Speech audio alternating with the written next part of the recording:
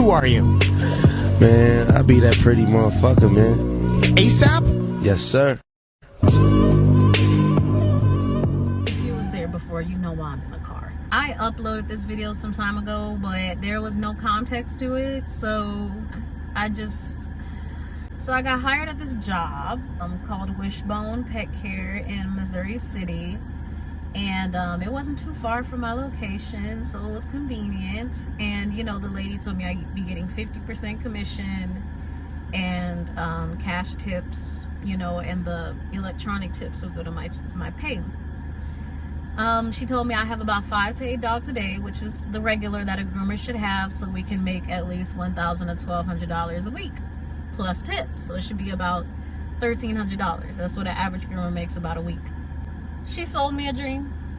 Sold me a dream. So pretty much after a while, I noticed that I wasn't getting access to the dogs that I'm doing, the prices. There's no set prices at this place. And I started looking around the place itself because I'm worried about the grooming room. The grooming room looks nice. I'll put in some pictures of the grooming room.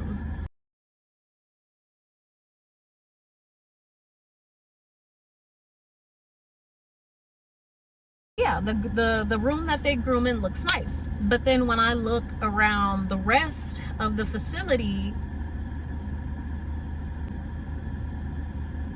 I didn't know what to say. So one day I just decided to walk around and record. It was not my intent to record to try and get back at them, or whenever I leave, or when I quit, or if I get fired to use it against them.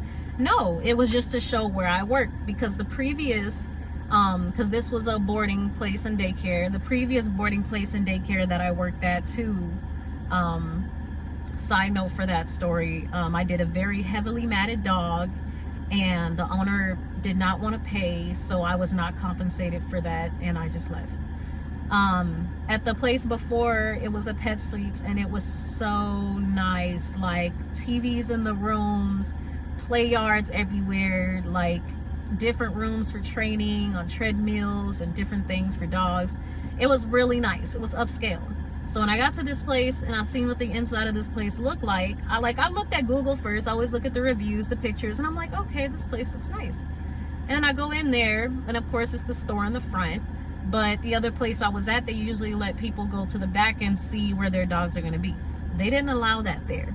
They didn't even allow for groomers to check in the customers. They just wrote everything that the customers wanted on the paper, and then when something went wrong, the groomers got faulted for it because it wasn't specified on the paper. Not even on the paper does it say this dog has skin tags, this dog has lesions, this dog has things wrong with it, you know. So we have to figure that out on our own and then tell them what the problem is. So I think it was by day 3, I started asking the other groomers. I was like, so what's up with the pay? Like, how much is each groom? And they're like, it depends on X, Y, and Z. And the manager, you know, she'd always come to the back and be like, is that dog matted? Is that dog tangled? Do we need to add the extra? Do you need help holding it? Because we can add a handling fee. And like, not once was I like, okay, how much is all of this? Until day 3. So day 3, after that shift where my coworker told me that everything is a secret at that salon,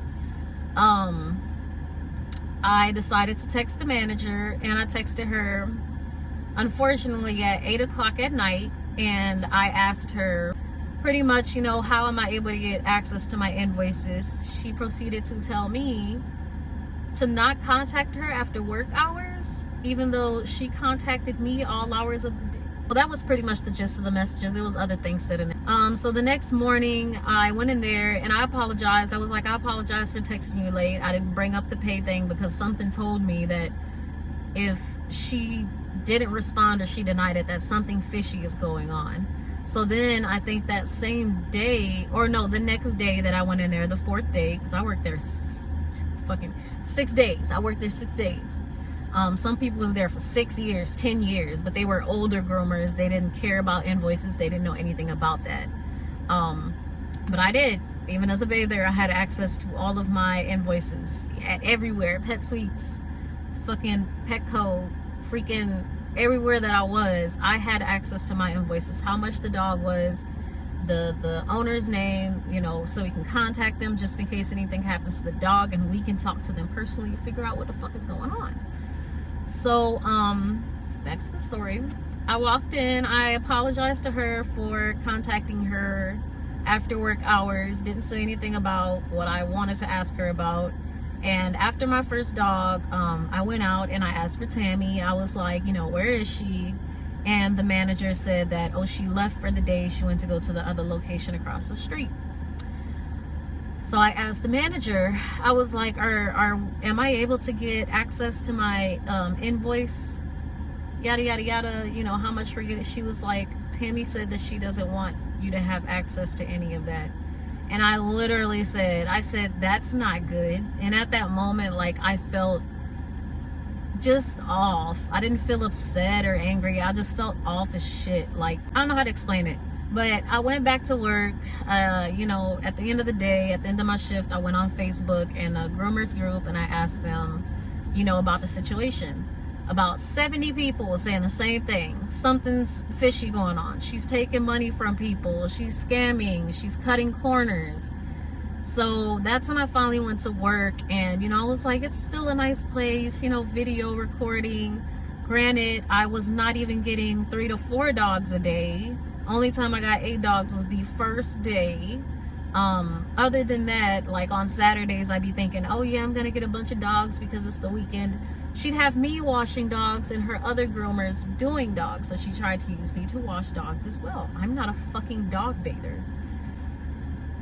I mean, like, sometimes at a groomer salon, they need a dog washed, but they have a bather there. She just wasn't there. And I was washing like 3 dogs that day. I was like, what the fuck? Wasn't getting the amount of dogs that I was promised.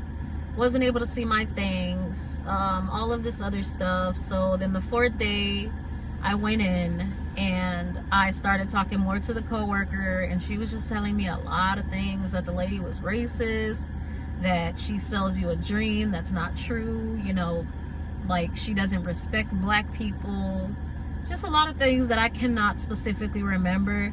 But she commented first on Google under the thingy, the reviews, so I was like, fuck it, I'm gonna go for it too, and I'm gonna post mine. Lacing me up on everything, and she was like, yeah, it took me 6 years, but I'm about to go.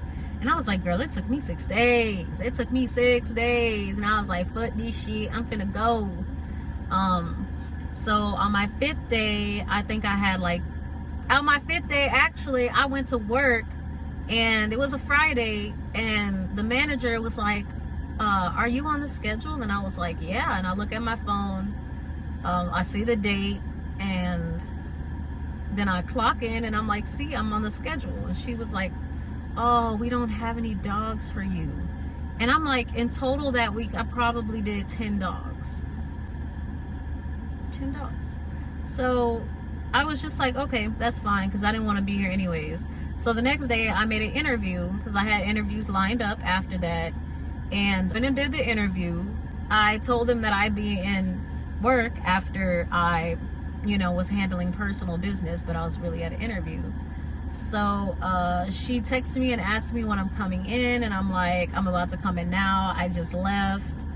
I called her because I wanted to ask her again before I went there, and just was mad. Like, I didn't want to go there and be upset. So I called her, you know, pretty much to ask her, and if she still said no, to quit. Why this bitch had the nerve to fire me before I quit? Like, I recorded the whole phone call. I'm finna play the clip for y'all. But before me saying, you know, it's not gonna work out for me, you know, I quit, she cut me to it because she already knew what I was gonna say. And it doesn't hurt my pride. It doesn't hurt my ego, because I quit before you didn't even want me there, bitch. Like, the place was just an absolute mess. There was kennels on top of kennels. There was a cat in the bathroom where all the cleaning supplies was. Poop everywhere. Dogs covered in crap. The back where the dogs were supposed to play was just concrete where it was hot. So I know the paws was burning, because dogs' paws been burning all summer. But the place was a mess. It was so sad. Like, I wish I could have gotten every inch of that place, but I didn't. I just got what was important. Roll the clip. But that's the only thing that you'll be able to calculate by. I cannot be able to sit and give, each day and things like that. That's too much work for And that's why I was business. wondering, why don't we have access to the dogs that we see? Because I don't know what services you guys are taking off or adding on. I'm not getting full communication on things like that. So right. So that's something that is like that with others. The best thing to do is hourly. Hourly, you know exactly how much to pay, right?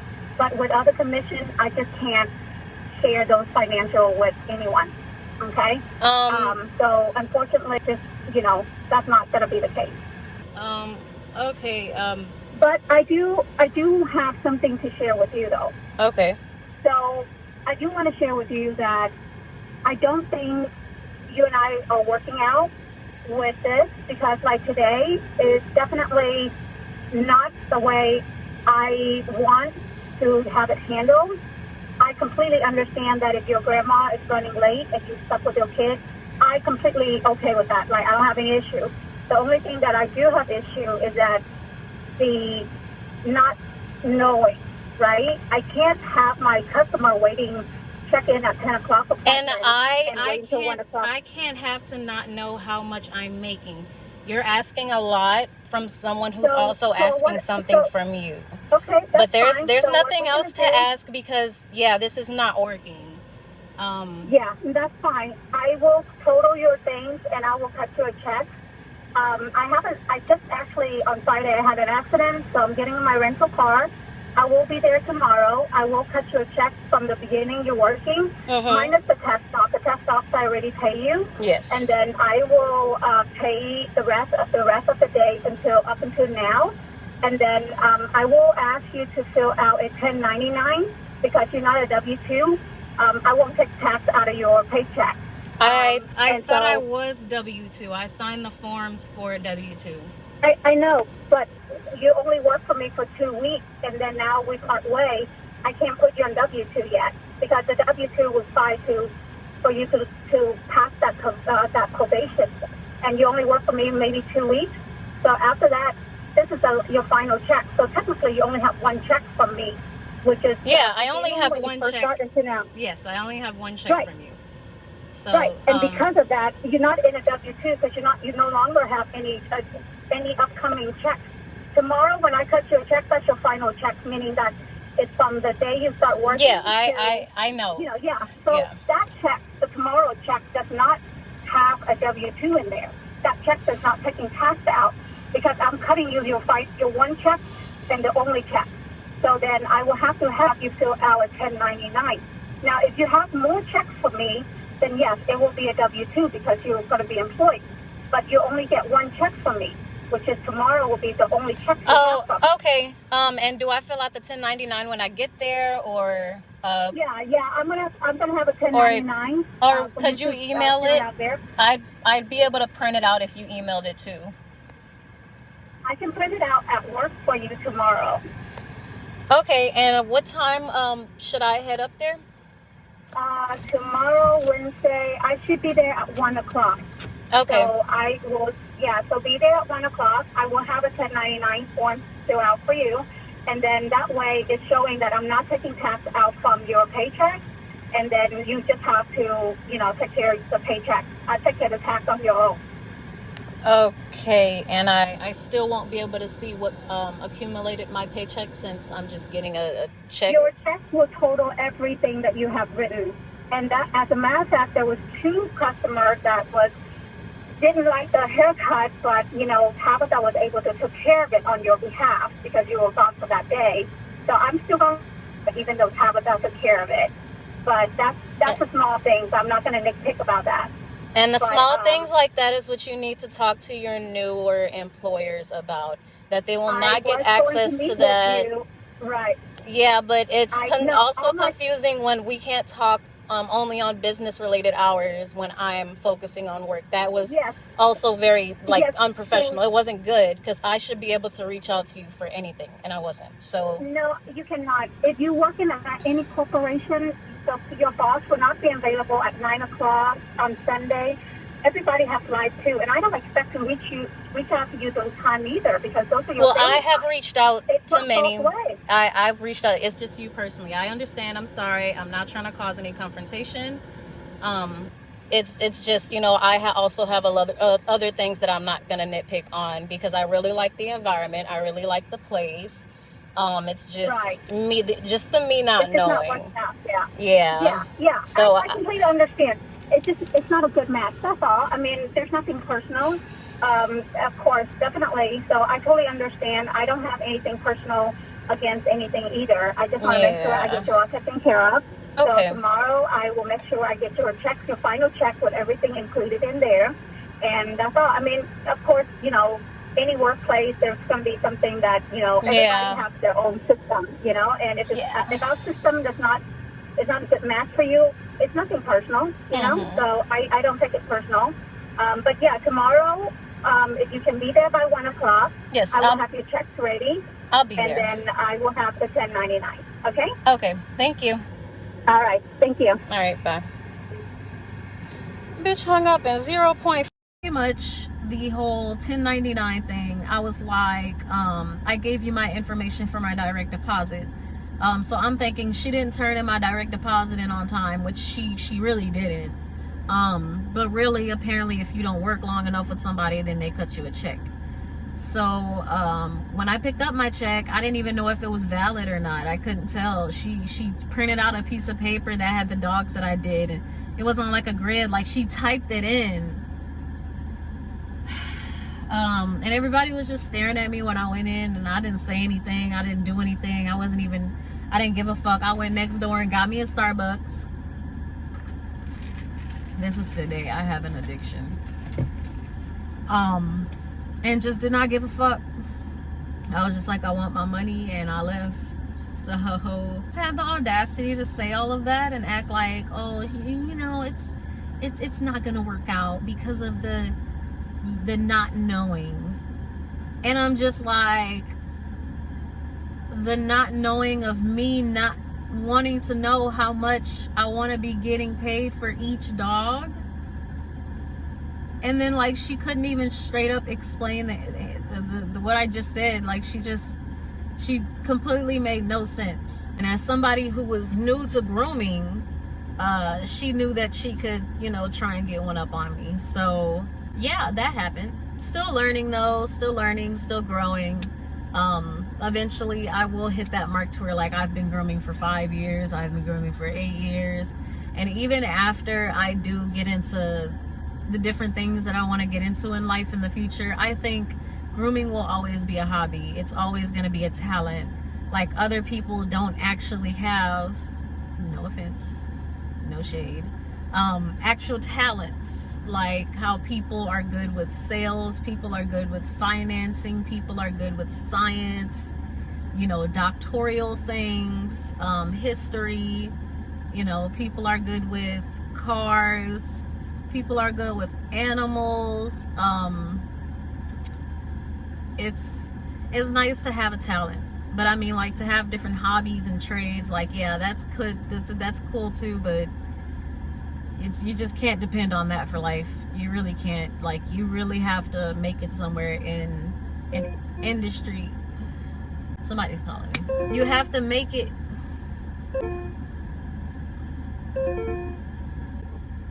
But yeah, in this life, you really gotta have some sort of talent or knowledge about something to make it in a career.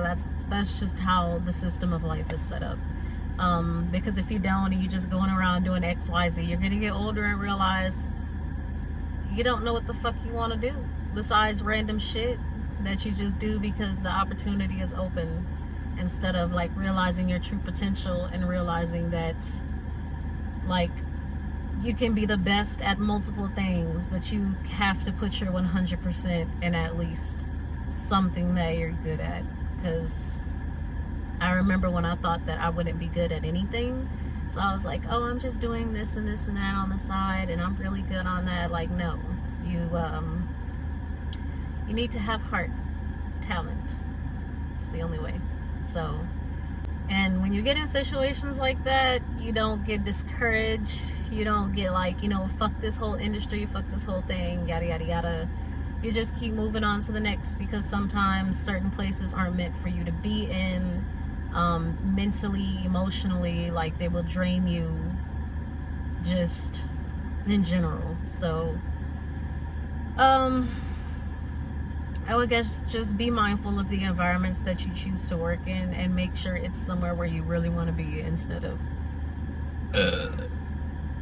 just like an open opportunity, and at least you're happy doing it. So yeah, that's pretty much about the time that a motherfucker fired me while I was trying to quit. Don't know how else to put it. See y'all in the next video.